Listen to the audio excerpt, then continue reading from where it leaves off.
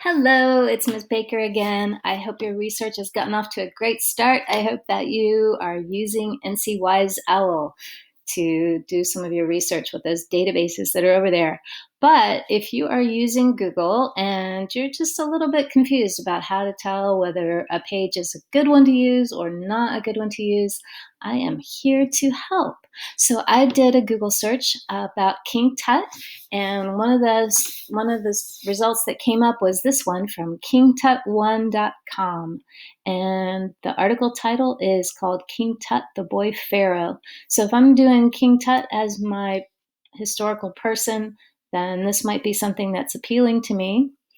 But if I think about the kinds of information I'm going to need for my citation, I'm going to need the article title, which is this. I'm going to need the author. I'm going to need the publication date, and I'm going to need the publisher. And remember, I talked about the CRAP test, which is current, relevant, authoritative, and the purpose. So I'm going to be looking at those criteria to see if this looks like a good page. So first of all, I notice that I don't see an author. I have this name here, but that goes with the photograph. That's the person who took the photograph, and that they copyrighted that. So I don't have an author. Sometimes the publication date and the publisher are at the bottom of the page, but there is absolutely nothing at the bottom of this page. I've got some links I could check out. There's an advertisement, but in general, I don't see anything to convince me that the person who made this page has any authority, any specific knowledge about this content. I don't know when they wrote it. I don't know really anything about it. So I'm going to take a big pass on this page. I don't trust the information that's in it. There are much better sources out there. Even though this one's pretty, I'm going to say no. So let's contrast that with this one.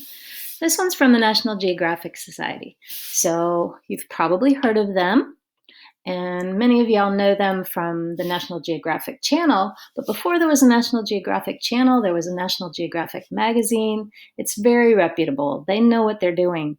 So that tells me right away that this is probably a good source. I have the article title, and I don't see an author or a date yet. But if I scroll down, I've got my entry. There's lots more information than there was on the other page. And then there's a caret that says credits. If I click on that, it tells me that the author was just a staff member of the National Geographic Society. That won't need to be included in my citation because it's the same as the publisher. And then I have the last updated date, which is March 1st of 2019.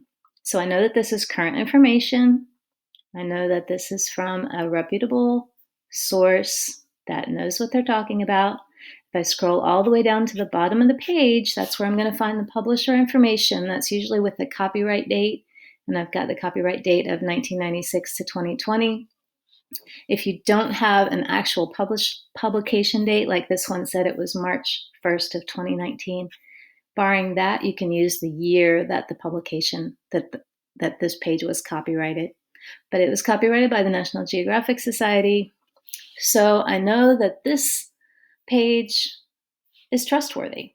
It's current, it's relevant to my topic, it's authoritative, which means that I can trust it, and its purpose seems to be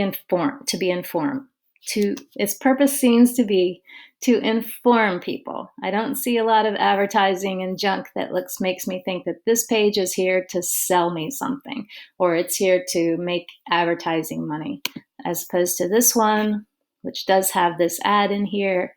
So every time I click on this, they get a little bit of money from this advertiser. This one doesn't have that. So this one makes me feel good about this source. This is one that I would use. So hopefully that helps a little bit, and happy researching.